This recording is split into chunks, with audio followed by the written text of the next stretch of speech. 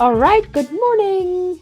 We've had a bit of a break because the past two interviewees fell sick, but we are back on track. And this week, I'm really excited to chat with Jasmine Shaw from Canada. She reached out to me maybe 2 years ago because she was saying, I am working on a master's thesis on Technovation. And I was like, wow, and now the thesis is complete, and she has started her own organization that we're going to learn more about.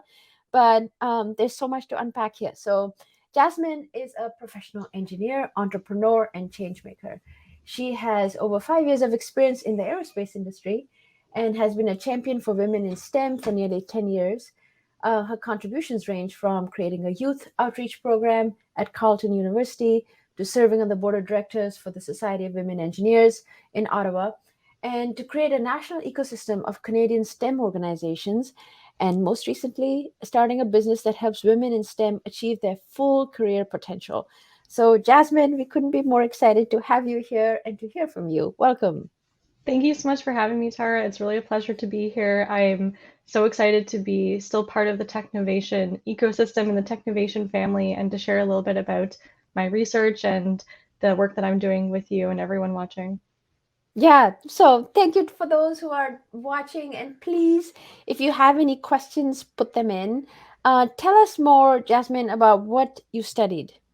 hmm So I completed my Master's of Applied Science degree in 2020, and it was at Carleton University, and the program was Technology Innovation Management. So essentially, it was a technology entrepreneurship program. And my supervisor approached me with this opportunity to look at Technovation because he knew Jennifer Francis, the champion for Technovation Canada. Um, so my thesis was called The Design of Local Ecosystems Within a Global Technology Entrepreneurship Challenge. And the purpose was really to examine Technovation globally and then look at chapters in Canada and Mexico in order to understand the ecosystem that surrounds Technovation, both at a global level and then at a local level. So, at a high level, very high level, that was the thesis. And it was really exciting opportunity for me because it pulled together research and theory from business ecosystems, but as well from the design world, which of course I'm familiar with as a systems engineer. And then we were also looking at the globalization aspect of it. So it was a really interesting cornucopia of these three kind of worlds that we're combining in the research. And what did you find? So many things.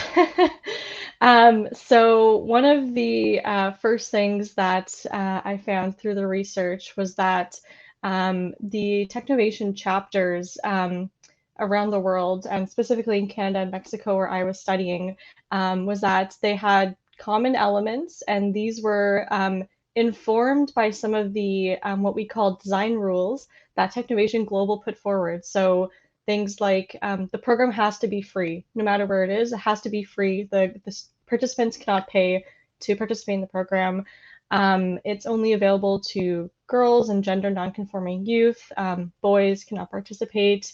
So those were some kind of common elements across the programs, but then there's so much variation between the chapters, which I thought was um, just so interesting to see that chapters in Canada and Mexico, not only did they adapt the curriculum to their local needs, but they also included different speakers, different um, organizations. Some of them were really connected with the school system, but some were really connected with a local tech company. So just these local variations, I found that probably the most fascinating part. And I think that's the reason why Technovation has survived COVID, because it was strongly localized, and it could, if it was sort of like a franchise model, I think it would have broken during COVID actually, because we would not have had the local information to support the girls when they needed the most support. Um, so tell us more what COVID has been like for STEM organizations across Canada and the Mm-hmm. ecosystems across Canada. Absolutely. So I'll share an example from the Society of Women Engineers Ottawa chapter that I was on the board of directors of for a year and a half. So we were a new SWE chapter in Canada, and we had just started out in February 2020. And we were planning our first launch event in person, And of course, it never happened.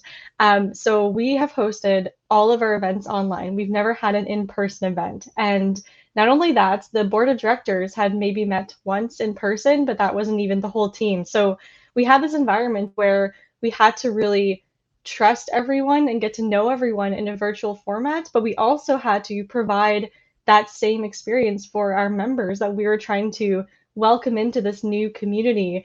So it was quite interesting and challenging, of course, to host all of these events virtually, but the feedback was quite incredible that it was kind of at the right time because I think a lot of folks were looking for connection at the very beginning of the pandemic. So it really helped fill that gap. Um, but across the board, in terms of other STEM organizations, of course, I can't speak on behalf of all of them, but just from what I've seen and what I've been involved with, certainly there have been organizations that have both struggled and flourished. You've seen a lot of webinars on professional development, a lot of courses that have come out. So obviously a lot of content is still being created, but then there's still the folks who are probably getting a little Zoom tired at this point and don't want to go to other virtual events.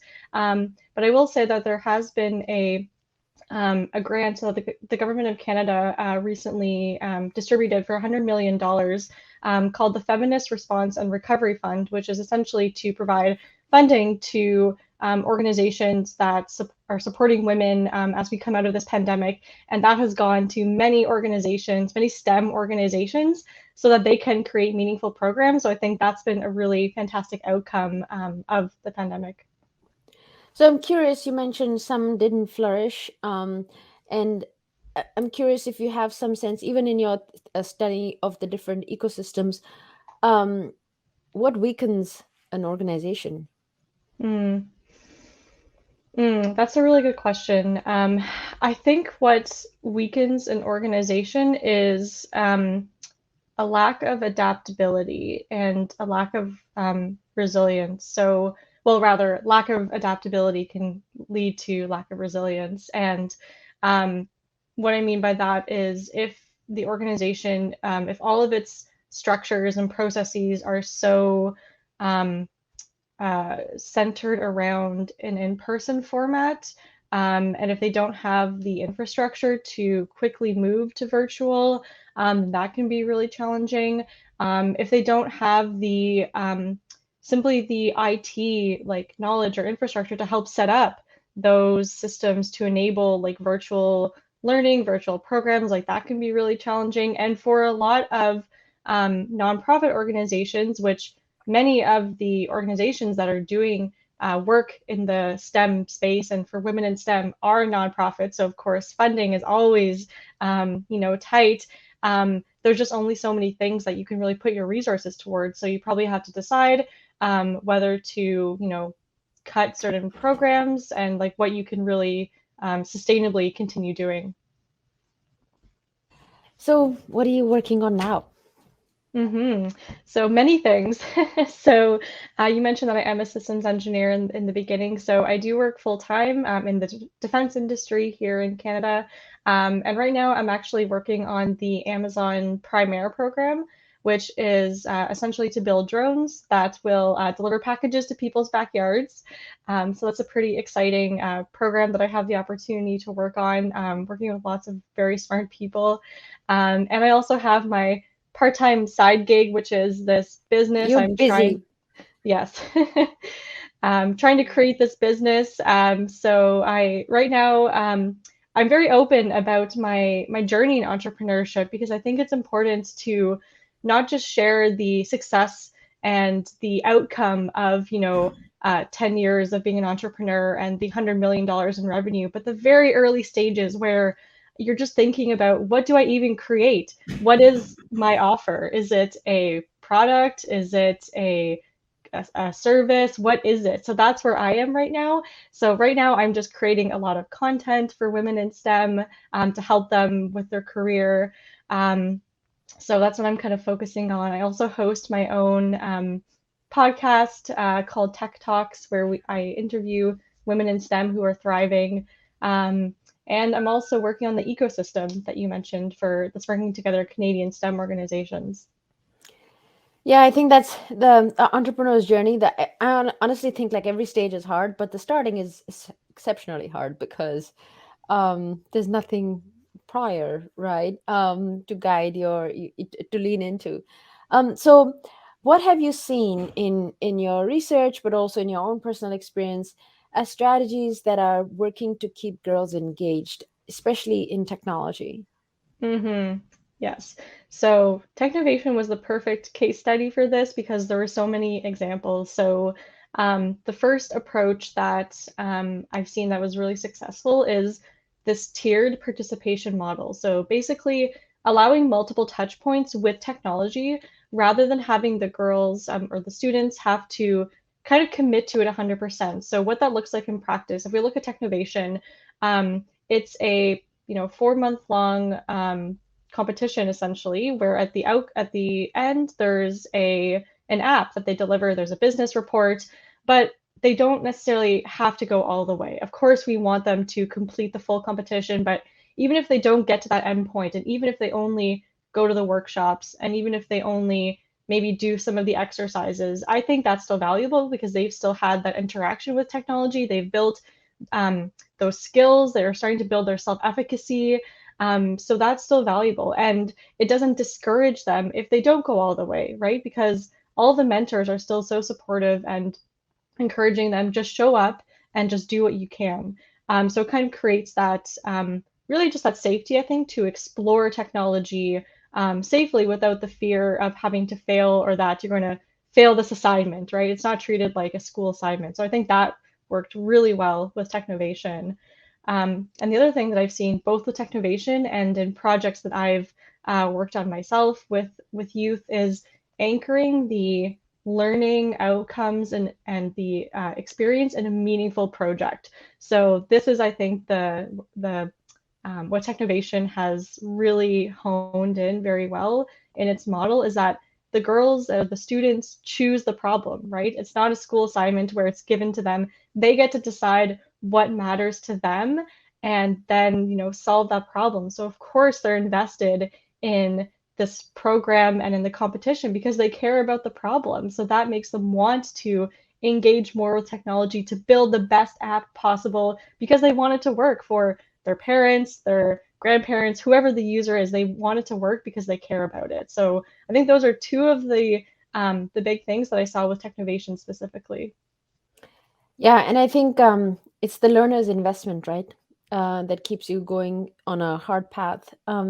So, what surprised you when you were searching? Maybe, I mean, we all have hypotheses and like answers to the questions we are asking, but what surprised you? Hmm. I think what really surprised me during the research, and especially when I was actually going to the in-person workshops. I was going to workshops in Ottawa, Montreal, and some virtual ones in Mexico as well.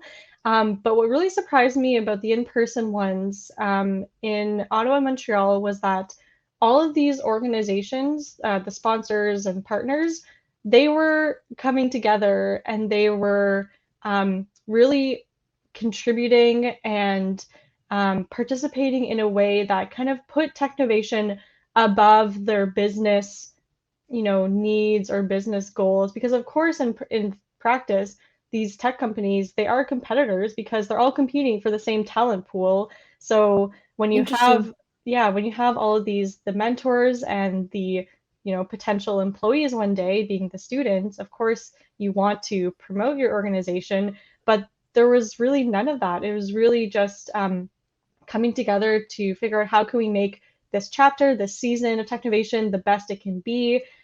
So it was that collaboration over competition, which in the research we hear a lot about in terms of an ecosystem, but it was just so, I think, Mm, surprising to see it in practice that these companies actually cared more about the students' learning experience than their own business goals.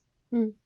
And I think some of it is that a young person is so incredibly inspiring. I think the potential, the focus immediately becomes on her rather than on all of your back sort of because you want to help her, right? And I think Hmm. if the girls articulate what is the problem that they're solving, then your attention is focused on we need to help them. And I think we did a longitudinal study, and we are seeing that this investment early on in the companies in these girls is paying off. These girls, because of their mentors, do choose these companies to work at later on because that experience of a helpful mentor is so powerful. I think that that's the best promotion that the Hmm. company needs. um, so what is one story that inspired you? Hmm. So, hmm, last year, one story that inspired me was actually at a Technovation event in Montreal. So I was commuting to these events monthly to go to the workshops, and I was also kind of participating as a mentor because they were a little short-staffed on mentors. So um, I had the opportunity to connect with some students and also some other mentors as well. And one mentor told me the story about how his students, at the beginning of the season, they were so shy. They really wouldn't open up. They were very shy, very kind of nose down, focusing on the project, and were a little bit intimidated by him. But he was telling me over the course of the workshops and the months and the Technovation season, these students just opened up and they were so excited to see him every week. And he would bring them, I think he brought them donuts every week for the workshop. And they really, it was just that connection between the mentor and the mentees. And not only were they excited to see him, but he got so much out of that relationship from by learning from these students and their experiences. The students got so much out of it because they were more invested in the project because they had someone who cared about them and who cared about their their experience. So and to me, I think what was really most, I guess, encouraging about that story was the fact that it was a man who was mentoring Mm. these students, and that it still created the same, I think, outcome, which is the girls are And still safe interested, space. the safe space, and they are still interested in STEM as a result. So I thought that was just a really kind of heartwarming story. Yeah, that's such an awesome story. And I think um, there's a lot of research to show that we rise to high expectations, and people who we respect, if they have high expectations of us and believe in us and support us, that's the strongest motivating factor of everything, right? Like even your skill set, your whatever your natural skills or whatever, right? Like it just motivates you to work so hard. And I think it's built on that human connection. So that's Hmm. awesome to hear. Um, Hmm. so Jasmine, what's one book that we should read to to be better people? Hmm. Well, I may cheat and tell you two, but the first one is *Sapiens* by Yeah. Yuval Noah Harari. And when I got this book for Christmas a couple of years ago, and I'm not much of a history buff, so I wasn't sure what to expect from this book, but he did such an amazing job of transforming the history of our species and actually other species before us, and just turning that, somewhat boring topic into a thrilling novel where I was so enthralled by all that had come before us and all that might come afterwards. But I think what was really special about this book was that he identified the root cause of so many issues that we're seeing today, and it just put it in such a poignant way and really just linked together all of these chapters of history to demonstrate how we got to where we are now. And I think what really resonated with me from that book was the goal is always to minimize suffering. And even if, we can't always change some of the bigger problems, we should always strive to minimize suffering in our local communities, however we can. And I think that is a universal concept that's how we improve as, humankind, as a species, as a society, is we should minimize suffering wherever we see it. So that was a really powerful book. And Even the, for animals. yes, I yes, think I that know. blew my mind, right? That man and our animals, the domesticated animals outweigh the whole planet, and Mm-hmm. the amount of suffering that our domesticated animals face is unprecedented, right? So Mm-hmm. that stuck in my Yes. mind. The numbers were awful. Yeah, absolutely. And the second book, if I can share, is called Invisible Women. Mm. And this book was really powerful for me because the author did I believe her name is Caroline, I can't remember her full name, I, Caroline I something. I think another Twitch interviewee Yeah. has recommended that book. Yes, and she just did a fantastic job of really highlighting the systems that exist that um, prevent women from thriving in all aspects of society, the kind of injustices that are coded into our processes, policies, systems, technology, all aspects of society. And again, suggested um, ways forward to really eliminate some of these barriers that are not only holding women back, but that are harming them. So that was a really powerful book. And I know that I certainly took a lot of lessons from that and try to apply them where I can in my work, both in design work to ensure that the products I create as an engineer are, working for all of my users, but also just in the work I'm doing as an entrepreneur. I think that's the best outcome, right? Where that education and awareness of these problems help us create better worlds. Mm-hmm. Last question for you, Jasmine. What should we be working on with intention? Mm-hmm. So I think my answer is a little bit, and again, might be cheating a little bit, but really my intention this year is to be more intentional. And I think a lot of folks had this realization perhaps a few months into COVID, and certainly now that we are a year and a half into almost 2 years into this pandemic, I know that I am really just focusing on being more intentional. So being more intentional with my words, how I use my words to help others, to lift others up, and how my words can also harm people. So just being really intentional and cautious there to make sure that I say what I mean and I mean what I say.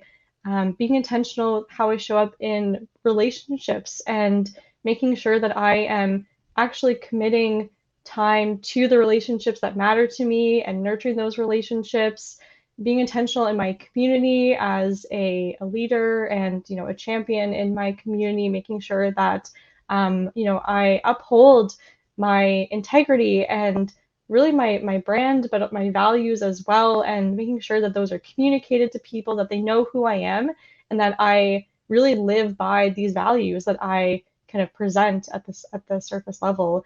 Um, so I think that's what I've learned over these past months experiencing COVID, and what I will hopefully carry forward and encourage others to do as well is to simply be intentional with your words and your and how you present yourself and how you really just all the actions that you take on a daily basis. Yeah, I think even the first step of identifying what values you align with, right? Mm-hmm. So Jasmine, thank you so much. I was so excited to have this opportunity to go deeper into what you're building, and I can't wait to be part of this. And I have so many ideas of how we can continue to work together. And thank you for sharing your own personal journey. I think that's critical because an entrepreneur, very few people are overnight successes, right? Like it takes many years. So thank you, and good luck for all that lies ahead. Thank you so much, Tara. It was an absolute pleasure to speak with you today. Mhm. Take care.